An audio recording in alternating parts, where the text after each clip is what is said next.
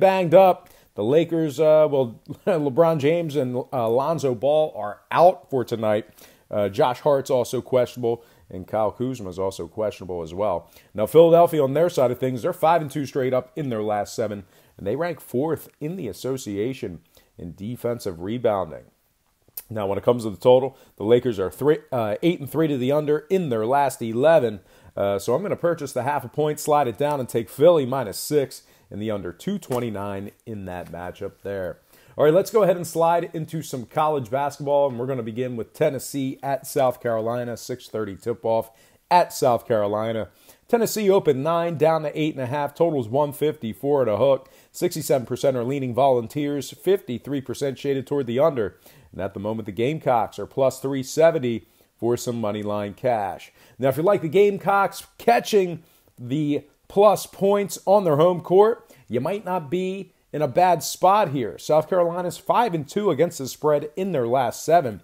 They're also covering 67% of their games following 4 or less days off. They're doing very good against the number under short rest. Now, Tennessee, they failed to cover in 2 out of their last 3. Once again, Tennessee failed to cover in 2 out of their last 3. And they rank 190th in college basketball in road defensive scoring.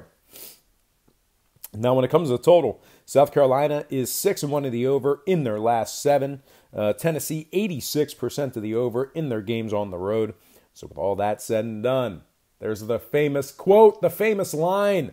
All that said and done, I'm going to lean South Carolina +9 in the over 154.5. That's South Carolina +9 after buying the half a point, by the way. All right, next game, it is going to be Virginia at NC State, 7 o'clock tip-off at the Wolfpack. Virginia opened 8.5, down to -7.5. Total open 139.5, down to 139 even.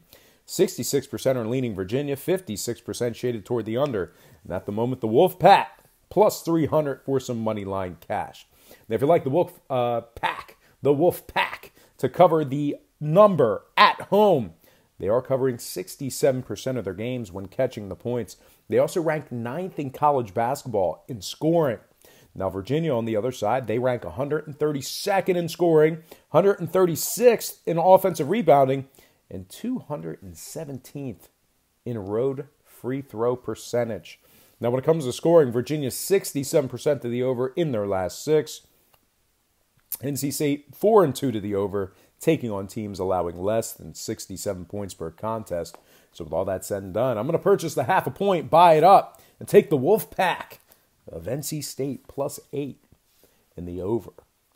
139 in that matchup there. All right, next game, North Carolina at Georgia Tech, 7 o'clock tip-off at the Ramblin' Wreck. UNC opened 8.5, up to -11. Huge swing there, almost a 3-point swing. But anyway, the Tar Heels opened 8.5, up to -11. Total open 148, up to 149. 68% are leaning Tar Heels, 53% shaded toward the under. And at the moment, the Rambling Wreck plus 535 for some money line cash. Now, if you like Georgia Tech at home here, catching double digits, you might not be in a bad spot. They're covering 80% of their games when catching the points. They're also covering 89% of their ball games, taking on teams over 650. Georgia Tech ranks 22nd in points allowed. They also rank 4th in the nation in defending the 3-ball. Now, scoring-wise, UNC 71% to the over, taking on teams allowing less than 67 points per contest. Give me Georgia Tech +11 and the over 149 in that matchup there. Next and final game for our college slate, it is going to be Ohio State at Michigan. 9 o'clock tip-off at Michigan. The Wolverines are -10. Total open 128, up to 129. 69% are leaning Michigan. 55% shaded toward the over. And at the moment, the Buckeyes are plus 445 for an upset win. Now, if you like Ohio State in this spot here, they're going up against a Michigan team who's covered 5 out of their last 7. Michigan's also 3-0 against the spread at the current number. Michigan ranks 3rd in points allowed in the country, and they're covering 75% of their games, taking on teams allowing less than 67 points per contest. Now, on the Ohio State side of things, they're covering just 20% of their games, taking on teams allowing less than 67 points per contest themselves. And the Buckeyes are 5-0 to the under in that same category, 86% to the under when traveling.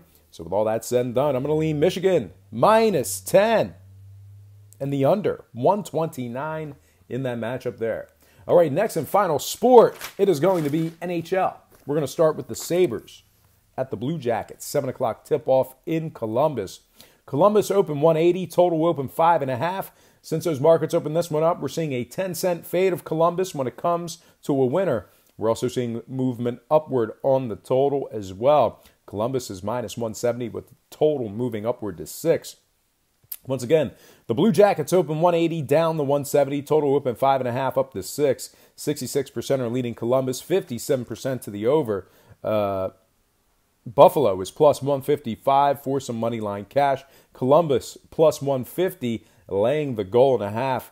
We have Hutton projected in net for Buffalo. Bobrovsky projected in net for Columbus. Those are the projected starters as of 9 o'clock Eastern Standard Time in the morning. That could change by puck drop. Don't piss me off today. And anyway, let's go ahead and take a look here. Buffalo 6-2 against the spread in their last 8. And when I'm talking about the spread, I'm referring to the puck line. So Buffalo successfully covered the puck line in 6 out of their last 8.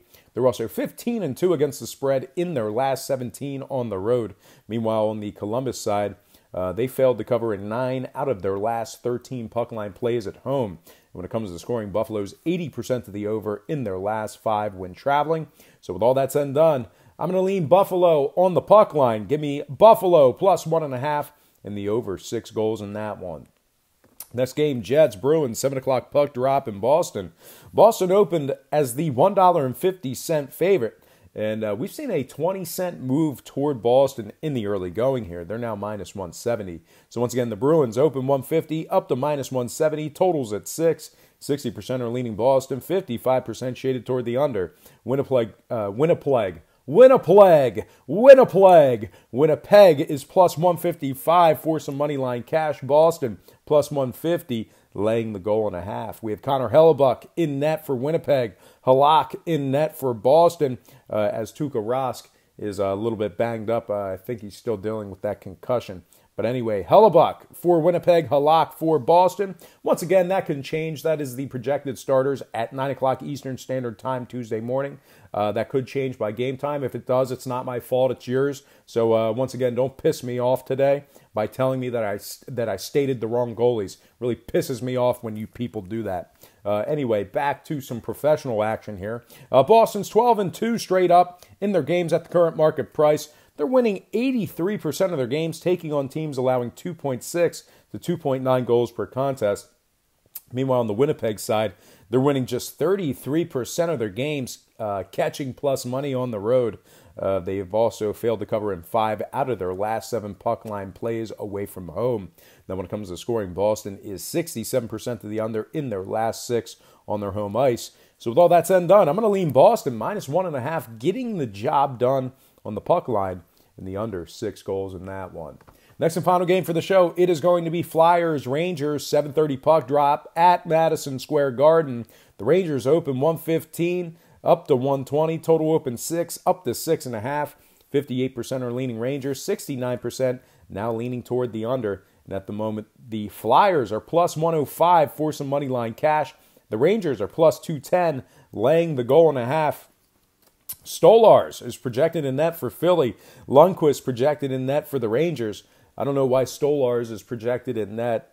Carter Hart's been pretty good, but it is the second of a back-to-back, so maybe they're giving them some rest, although they just came off a break. So anyway, right now, according to my documents, I have Stolars projected in net for Philly, Lundqvist projected in net for the Rangers. As always, that could change by puck drop. Now, the Rangers are 4-1 straight up in their last 5, 16-8 in their last 24 puck line plays on their home ice. Meanwhile, Philly's winning just 28% of their games in the second of a back-to-back. And even worse, they're winning just 25% of the games when Stolars makes the start. So keep that in mind if he actually gets the nod tonight. Now, when it comes to scoring, the Rangers are 80% to the under, taking on teams allowing 2.6 to 2.9 goals per contest. So with all that in mind, I'm going to lean Rangers minus 120 and the under 6.5 goals in that one.